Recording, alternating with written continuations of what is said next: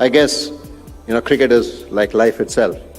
One day you're a champion, and the next day you have to start from scratch. I mean, if you're a batsman, you may score the fastest 100 or triple 100 or 400. But the next innings, you have to start from zero. Yes, everybody remembers the 10 wickets against Pakistan, but the next test was in Calcutta. It was the first test of the Asian Test Championship. But I struggled to get one wicket. That's the beauty about cricket, and that's the beauty about life. You're successful one day, but you have to again start from scratch. What certainly helped me through my career was some of the routines that probably that I stuck to. Be it training routines, be it my skill development, be it even sleeping patterns, eating habits, and visualization. Before any match, be it a Ranji Trophy or a club match, and carrying the same routines to even Test cricket or international matches or the finals of an important tournament.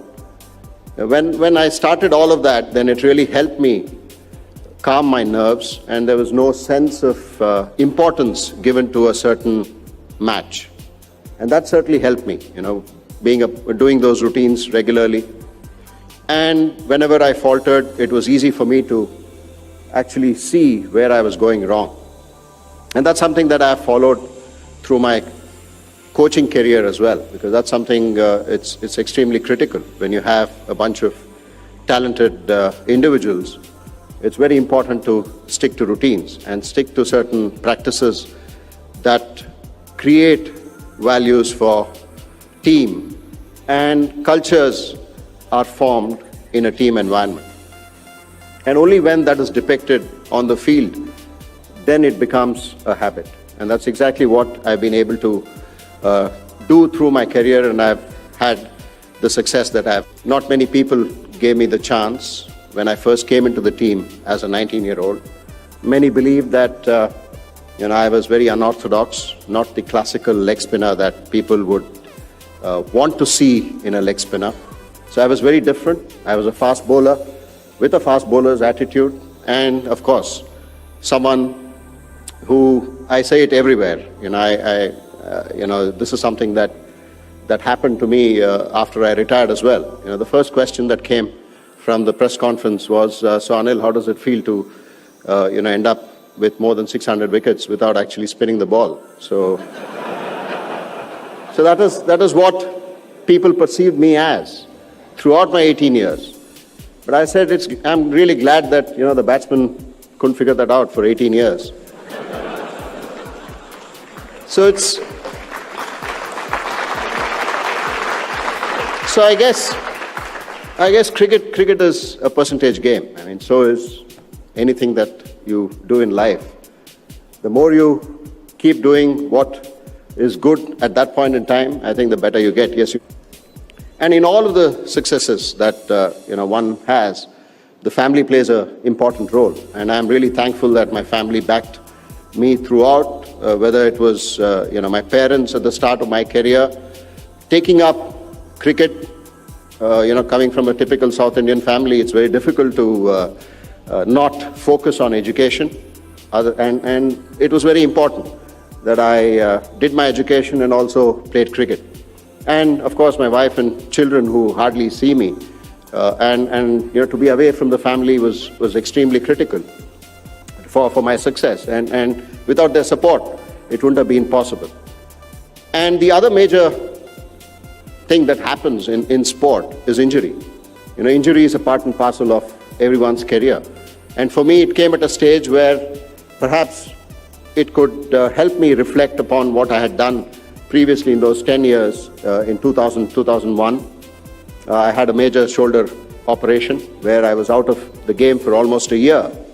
And in that year, it gave me time to reflect upon what I had done, what I need to do to be successful, and try and reinvent myself to ensure that when I come back, not only competition that you will be facing, but you will be facing a competition with a younger person, and that's what I had to face. So I had to come back to understand my own game, to try and improve upon and ensure that I was performing day in, day out. So these hurdles, these so-called hurdles, can be looked at in two different ways. One was in a very positive way, to say, okay, this is my opportunity to get better. And the other one was to say, this is the end of the world. And yes, all of us go through those doubts, and I also had those doubts, because it took me almost 3 months to lift my hand up before I start bowling. So it was one of those challenging times where you tend to understand not just yourself, but also the people around you, who your real friends are and who your real supporters are. But one constant thing that has always helped all of us as cricketers, go out there and then do what we can, or achieve more than what we can, is the support that the Indian public and the supporters that we have as an Indian cricket team. The following is immense, and you can see it. Once you go onto the ground and once you have those 30,000-40,000 people cheering for you, it's a totally different ball game.